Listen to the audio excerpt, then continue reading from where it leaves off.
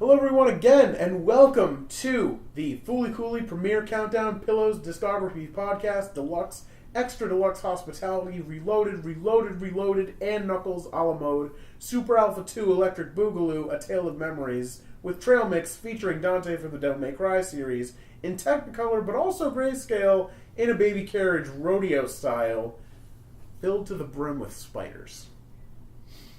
Yep. And let's get right into it. Yeah. This album's really cool because it's just a floating fork in a wasteland. Yeah. I mean, what else can you ask for? What does that even... I mean, I guess that's a good dream. You're never out of a fork. You're never out of fork, but does that mean, like, you're lacking something in your life? If the fork is supposed to be symbolizing, like, your desire? In which we interpret dreams. I don't know. Let me bring out my dream journal. Oh, yeah, God. I think that I would just be, especially if there was a rest of a dream going on, like, I could think it could be a good dream if I was just focusing on the fork and the, like, scenery. Mm-hmm. But if the fork was just levitating and then there was, like, a dream going on, that would freak the shit out of me. Because imagine that, an ominous giant fork levitating while you're, like, doing whatever dream you are in the landscape. That's true. You could be eaten at any moment. You could be eaten at any moment. Thing could fucking fall. Thing could transform into some bullshit as things happen in dreams. Or it could be the type of dream where you don't question the dream logic because you're not that lucid. So you could not question that fork at all and then wake up and go, why was that fork there? Yeah, why was there a fork? Yep. But we're not talking about floating forks for most of this podcast, no. I swear. Yeah. We're talking about the pillows. Yeah. And songs off of the album. Yeah. Good dreams. The first one is Xavier. Just 2-minute intro. I like it. I feel like it's like the perfect sample. Like you couldn't pick another song to tell them to go listen to this album. No, just listen to this 2-minute thing, and like that's the sound of this album. Yep. This is what you get. Mm-hmm. Yeah. This is what you hear. This is what you get. I thought this was a pretty good start. Yeah, it has no reason to be called Xavier. I don't understand. It's it kind of felt passive, like kind of tame. But I think that was just mostly what I was getting from like the drum track. I feel like the drummer was kind of playing it safe with Xavier. Besides that, no, yeah, I would say if someone asked me like, "What's the pillows like? What did they sound like?" It'd be listen to the song. Yeah. If you're not trying to go like, let me blow you away. If you're like going for like, what do? Yeah. What is the? Yeah. If you had to pick like, what is the pillow sound in 2 minutes? Yeah. Xavier. But Walking on the Spiral is way better. But before we get into that, George's. This is another rip-off riff. We have another thing where they're taking it. The intro to this is the same as the Chicago song, 25 or 6 to 4. Dun dun dun dun dun. Dun dun dun dun dun. Dun dun dun dun dun. Dun dun dun dun dun dun dun. Yep, it's exactly the same except instead of Chicago horns coming in, there's pillow stuff. I mean, I love it though. Yeah, I loved it in the original song it was in, and I love it here. If you are going to steal, you must steal good things. Yeah, exactly. So you do? Yeah, I like it a lot. I like the just one little like lyrical clip I like from it is it goes, close your eyes, and the line is like, stop worrying about just the scars. That famous town called Malice is gonna rot away. Walking on the Spiral. It's kind of like it was, to me, I thought it was a cool way of saying like, don't worry about how it's affected you because it is the past. Like time will heal that. But it was just a cool way of wording it, I thought. Yeah. Yeah. You just made me think of Rafiki in the Lion King. Ow, that hurt. It doesn't matter. It's in the past. Exactly. For this song, I think that the singer is bringing it on this track. Yeah, I really think that he is. Oh, yeah. I like the chorus. I like the driving guitars. There's some good like oohs here. Mm-hmm. I really like this one. I had the beginning of this album had a notable uptick from the last album. Yeah, because there was a switch. Like going back to Xavier for just a second, it's very much like a oh, by the way, we changed our sound again, and this time it's actually really different and good. And it's like Forget about that thing you heard the last time, that 9-minute song. 9-minute what? No, this is 2 minutes. This is 2 minutes, and this is what we are. And you love us. Remember, you love us. You love us. You love us so much that you're going to forget the past because the future is now, and that's the third track. Sono Mirai wa Ima.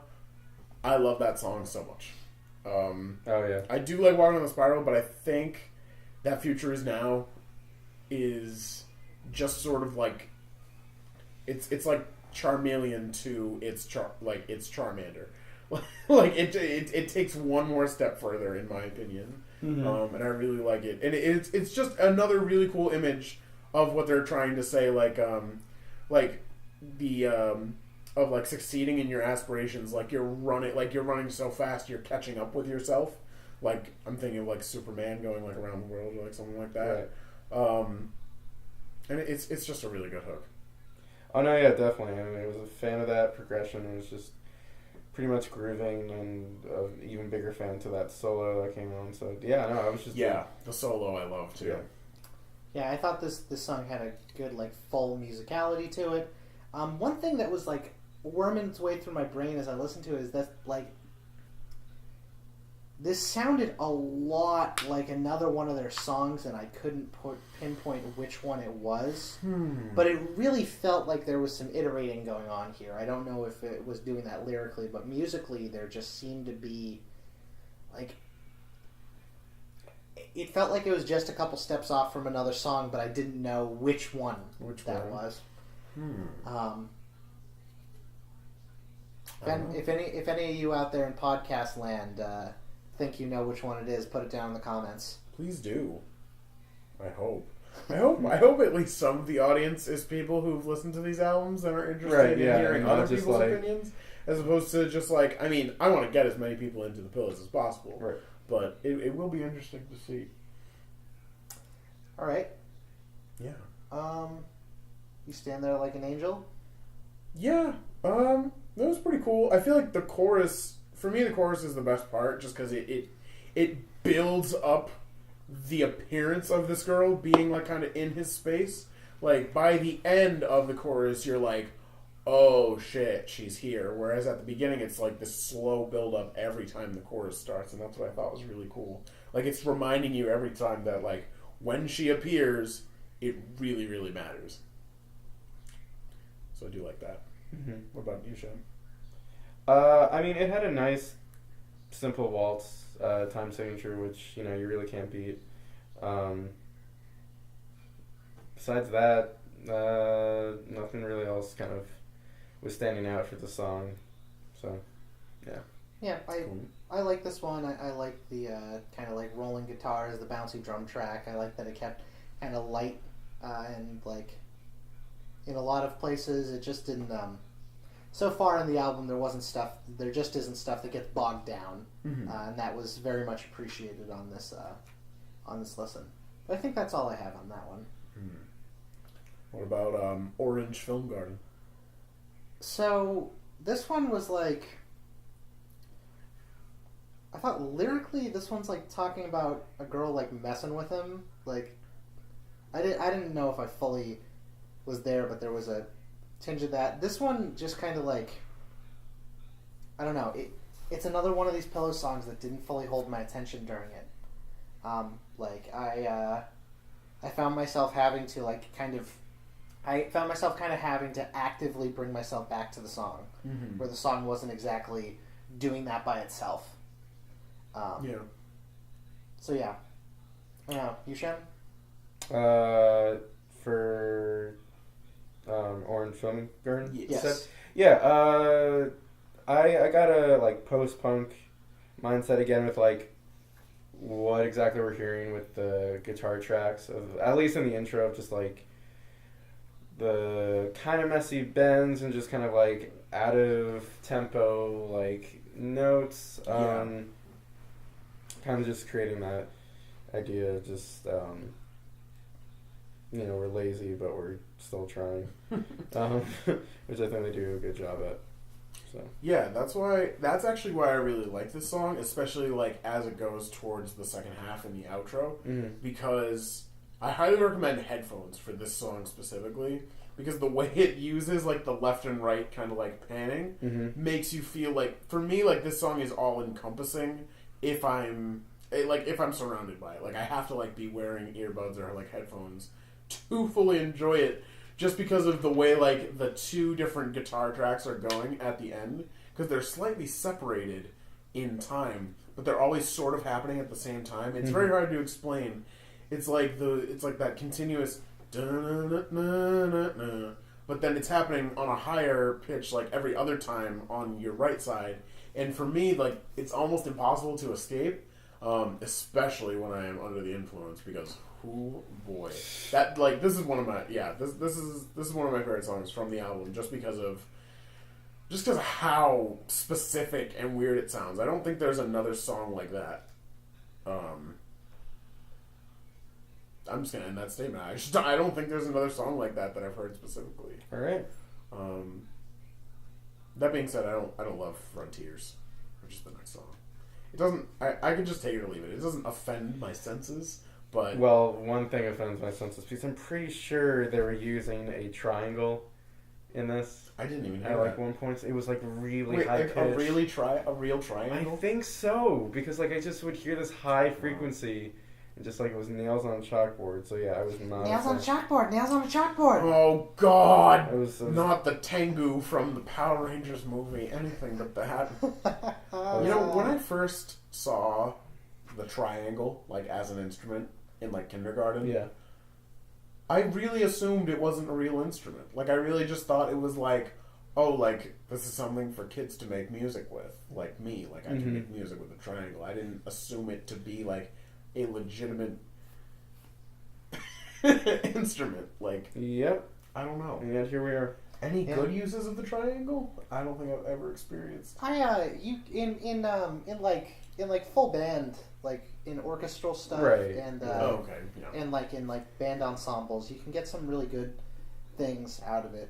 But that's when you have like a percussionist who is like not at a drum set, but is instead at a setup. And there's like 5 different instruments that they're playing, and the piece is 8 minutes long. Like that's when maybe that little bit of triangle is like. I feel like a triangle is like paprika. It doesn't actually taste like much, but it still somehow adds something to the presentation of a dish. Yeah. Like, are your deviled eggs really the same if they aren't red on the top for no fucking reason? Jesus. No, they're not the same.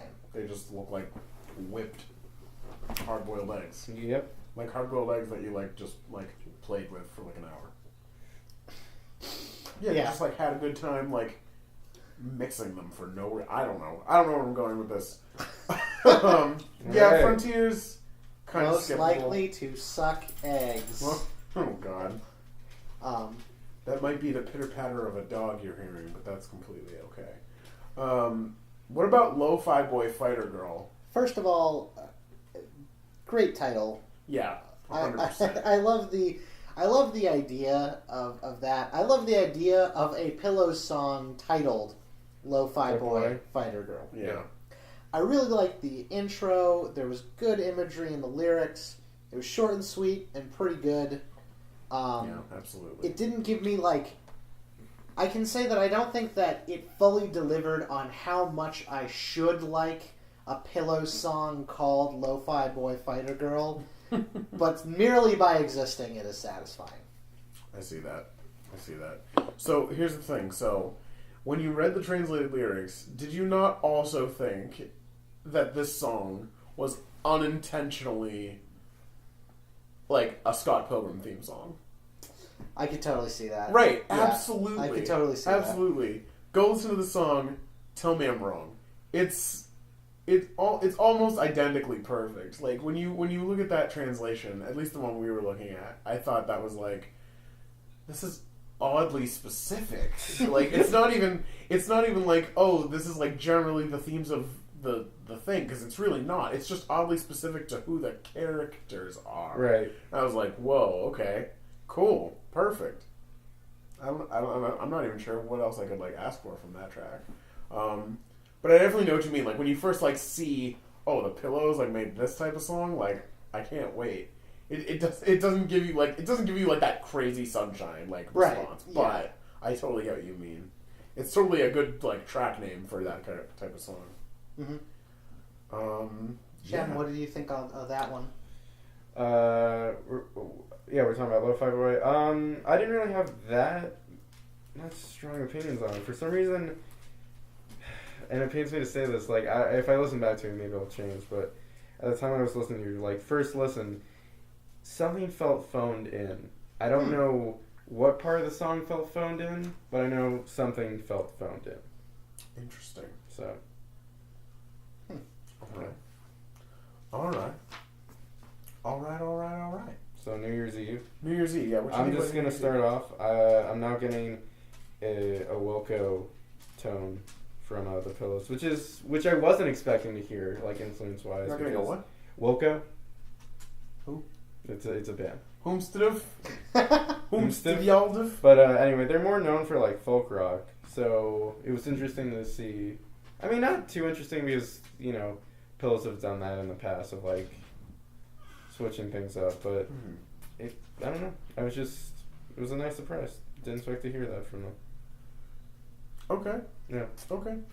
I thought it was like okay. It's like a nice tune, but I feel like I actually end up stopping this track halfway through because I don't always feel like I need to hear the whole thing just for the symmetry of it. Right. Like it's kind of the same on both halves, and it gets the point across like halfway through for me.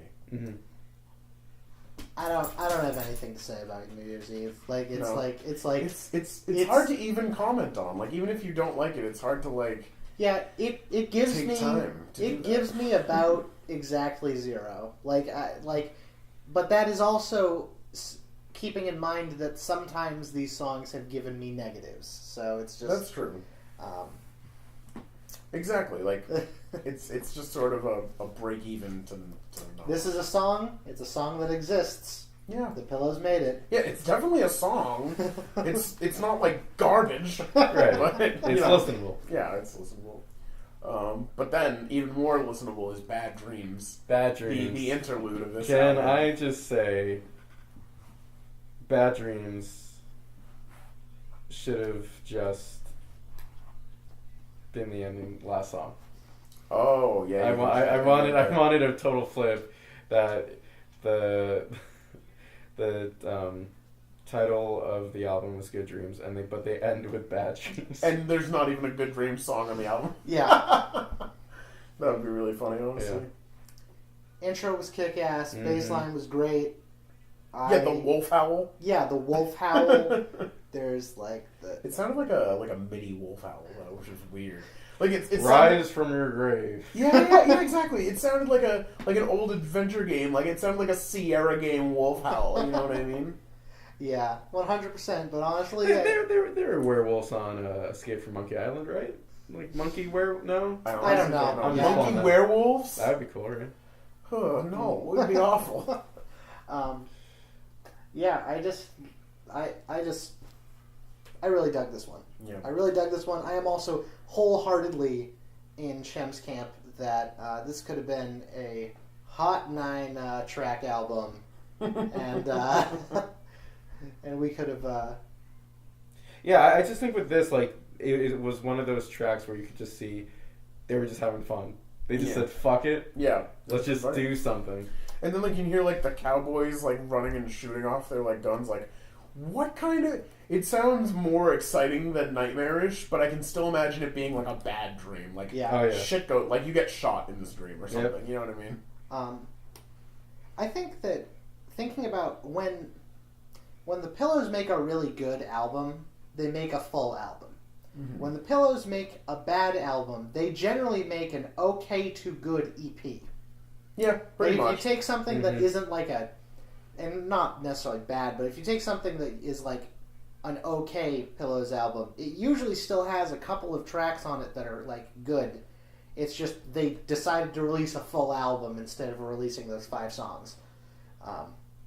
Just something that I just thought of now when you think about the ratios of how we've been talking about these sometimes. Absolutely. That being said, What do you think about Good Dreams? I actually think it's good. Like I totally get if the album were to just end on Bad Dreams, it would be cool. But I like Good Dreams because it's a more serious song, but it feels like we're happy because we're kind of moving out of Bad Dreams. Like I kind of see them as like they're definitely distinct, but I like seeing them as kind of a single musical kind of piece at once. Probably just because of their titles, but combining them I thought was pretty interesting. I just thought this one wasn't. I think that you, as an artist, when you decide to name the album after one of the tracks, right? I've got expectations, right? Right. Yeah. Oh, of course. I have expectations because you've created which one is the title track, and Good Dreams just. When I listened to it, I don't know how long its runtime is, but it felt a little long. It just didn't really... Yeah. It's longer than the track before it and after it. So it's just kind of like... For this one, it was just kind of... It doesn't stand out as like... Like, this is the type of title track that makes me go, really? We decided to call it Good Dreams? I agree. If it weren't for the fact that Sono Mirai was like the single, like the big single from the album, I think that should have been the name of the thing. Or Walking on the Spiral. Yeah. Like Walking on the Spiral could have been a great name for this album. Oh yeah, definitely. Or like, I'm trying to think of, let me look at the rest of them. It could even, like, I don't even love the song that much, but it could even be a Frontiers, just because it's based on the album art. Oh yeah. It's, yeah. It was really definitely. weird. So that's all I've got on that song.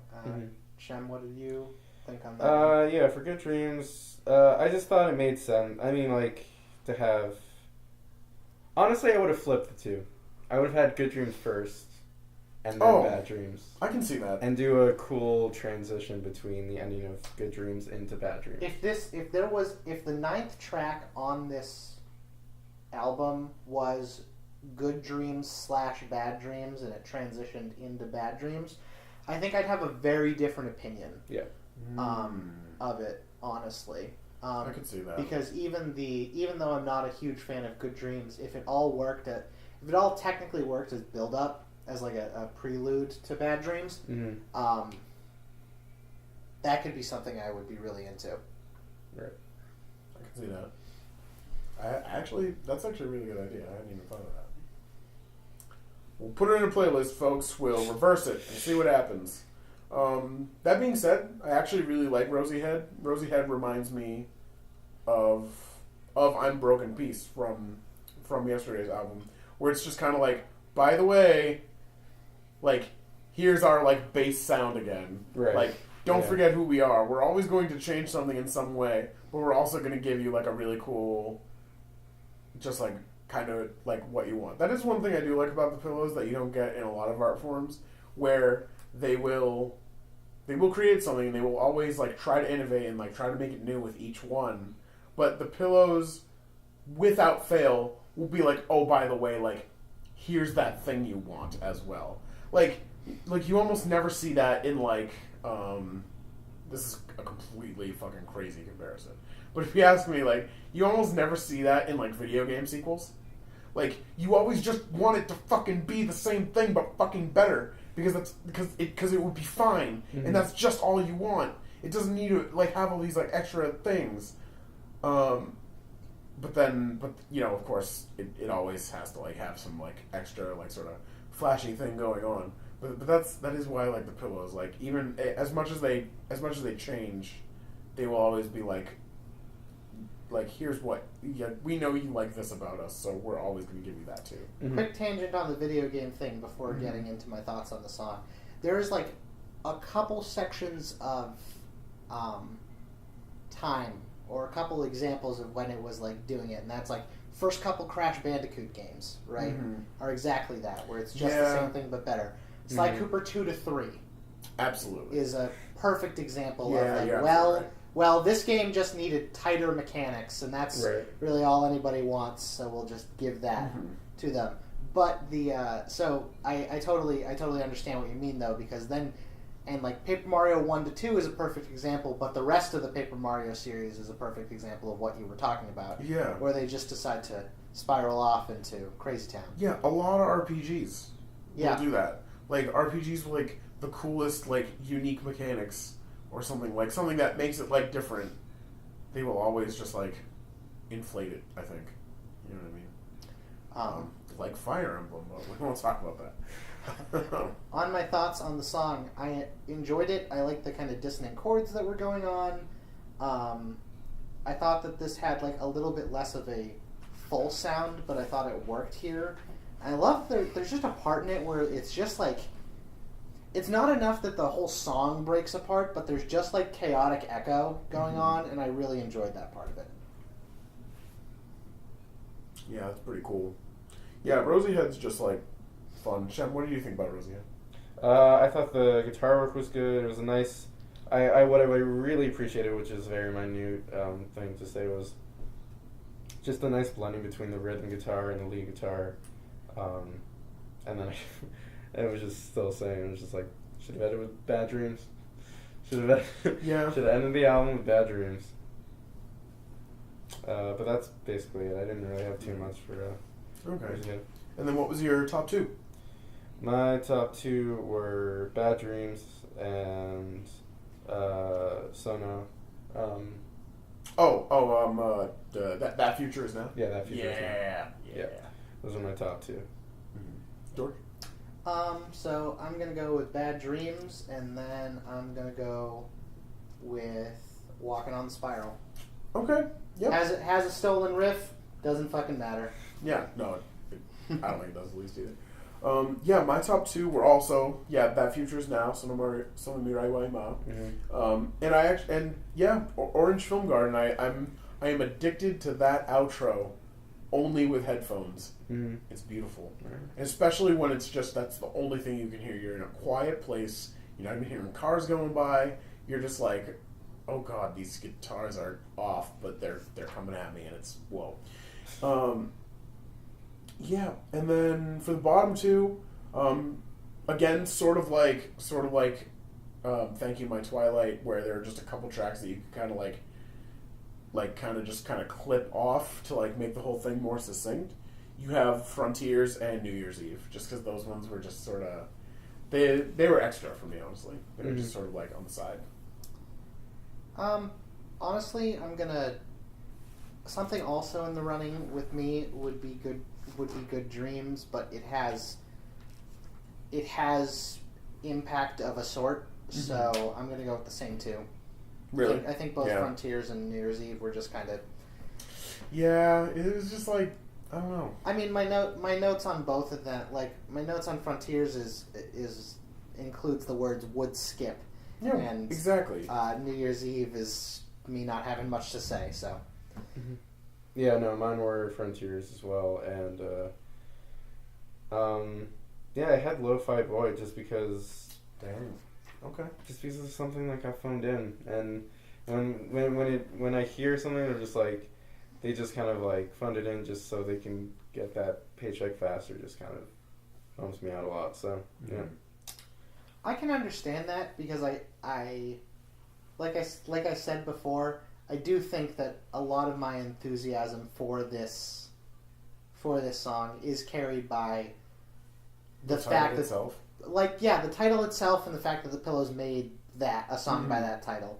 So like I was going in bright, just like I'm gonna have a good time, and then when I only had a mildly good time, I was like, well, it was still a good time.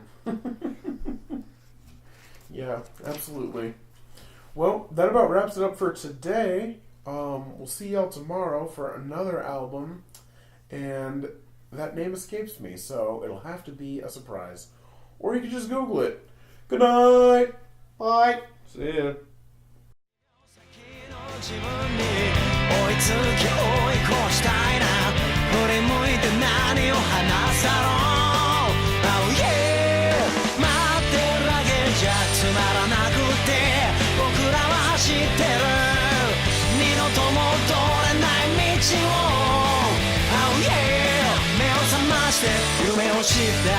Sono Mirai wa Ima